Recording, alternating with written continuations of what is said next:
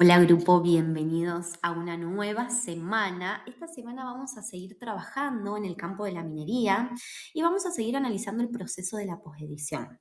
Vamos a ver cuáles son los retos de la traducción automática y la posedición y analizando los distintos problemas lingüísticos, como así también de coherencia, de estilo, de técnica, que incluso hasta las máquinas más avanzadas no siempre van a poder resolver. Vamos a encontrar entonces tanto en el material de lectura como en las actividades propuestas para esta semana ejemplos prácticos para entender cómo la tecnología procesa el lenguaje y en qué puntos sigue siendo indispensable la intervención humana para poder así lograr traducciones más precisas, digamos.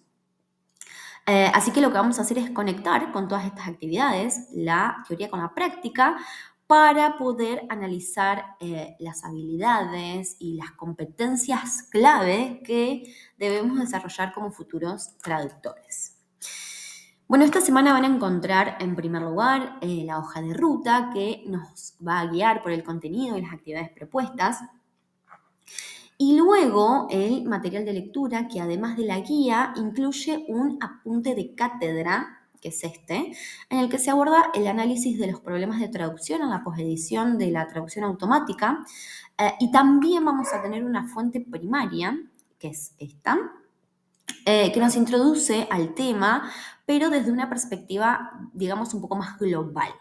Nos va a decir en qué consiste la posedición, cómo se aplica, cuáles son sus diferentes modalidades y también los distintos motores de traducción que participan. Nos hace un detalle de la conexión entre los factores técnicos, económicos, profesionales, ¿sí? Es interesante. Bueno, como apunte de cátedra también tenemos esta semana este material de lectura. Vamos a analizar juntos a través de esta lectura uno de los problemas que pueden llegar a presentarse en la posedición de la traducción automática. Uno de los grandes desafíos de este tipo de traducciones es la ambigüedad. Pensemos primero en la homonimia y en la polisemia. O sea, cuando una palabra puede tener varios significados, los motores de traducción no siempre van a elegir el correcto y por eso siempre va a depender del contexto. Por ejemplo, acá la palabra bank puede referirse a un banco, o sea, a la entidad financiera, o puede referirse a la orilla de un río. Esto depende del contexto y sin este contexto la máquina puede equivocarse. Otro problema que vamos a ver son las expresiones idiomáticas y las metáforas. Muchas veces los sistemas de traducción automática las interpretan de una manera literal, entonces se pierde el sentido figurado y lo que hace es transmitir un mensaje que puede resultar incoherente en la lengua meta. El trabajo del posteditor, entonces, es reconocer estas estructuras y adaptarlas para que el texto final suene natural y conserve ese sentido figurado que tiene el texto original. Vamos a ver además la ambigüedad sintáctica y contextual, o sea, frases que admiten varias interpretaciones. Finalmente, también se pueden presentar problemas que tienen que ver con las referencias culturales, como pueden ser los proverbios o las costumbres, que no tienen un equivalente directo entre la lengua origen y la lengua meta. Y traducir este tipo de estructuras de forma literal puede generar incomprensión o hasta confusión en el lector meta. Ya sabemos que el lenguaje no es solo gramática y palabras. Este lenguaje refleja normas sociales, culturales. En la traducción automática, esto se ve en decisiones tales como usar, por ejemplo, el tú o el usted. El motor muchas veces no detecta si el texto es formal o informal, o sea, no detecta el grado de formalidad y puede hacer elecciones erróneas y generar así un tono inadecuado o que puede sonar descortés también. Lo mismo va a pasar con las variaciones regionales y dialectales, ya que, por ejemplo, una palabra en España puede significar algo diferente de lo que significa en México, o lo que significa en Argentina. Y la máquina no lo puede distinguir. Entonces, o sea, que no distingan entre estos matices dialectales. Otro aspecto clave va a ser el registro, ya que no hablamos igual en un artículo científico, por ejemplo, que en una novela o en un email. Sin embargo, la traducción automática tiende a uniformar los registros y se pierde la naturalidad. Por ejemplo, puede volver demasiado literal un texto literario o demasiado informal un texto científico. El estilo es lo que da vida al texto, es lo que lo hace funcionar, digamos. Si la máquina no respeta esto, la traducción se va a sentir poco auténtica o hasta confusa en el lector meta.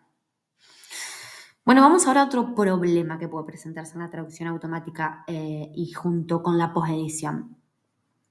Y esto puede ser los problemas relacionados con las estructuras complejas y con la terminología especializada. Muchas veces la traducción automática suele tener grandes dificultades en estas áreas, sobre todo con la coherencia textual o la coherencia con los pronombres. Cuando no siempre logran mantener la continuidad entre las distintas partes del discurso. Acá el problema suelen ser las oraciones subordinadas, las elipsis, la voz pasiva, que requieren una interpretación más profunda de la estructura sintáctica. Por lo general, los motores de traducción tienden a simplificar, a fragmentar estas construcciones. Y lo que hace es que se pierda la naturalidad del resultado. La terminología técnica también representa otro desafío, ya que las áreas de conocimiento muy específicas necesitan de una precisión, y consistencia que a veces la traducción automática no puede brindar. Bueno, y por último, en los dominios sensibles, como pueden ser la medicina o el derecho, los errores de traducción pueden tener consecuencias graves. Esto ya lo habíamos hablado. Por eso es fundamental reconocer y valorar, el rol de la posedición y del traductor humano para asegurar la corrección terminológica y la fidelidad del texto. Bueno, pasemos a las actividades. Esta semana los invitamos a completar un ejercicio en forma de cuestionario que aborda los problemas de traducción respecto a la posedición de la traducción automática. Es una actividad que nos va a mostrar casos prácticos para poder identificar distintas clases de problemas a la hora de poseditar un texto originado por un motor automático.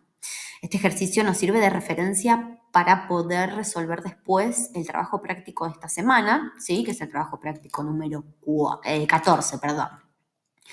En cuanto a este trabajo práctico, lo que vamos a tener que hacer es, en primer lugar, comentar 3 casos en los que hayan tenido que aplicar la posedición en el texto originado a partir de la traducción automática.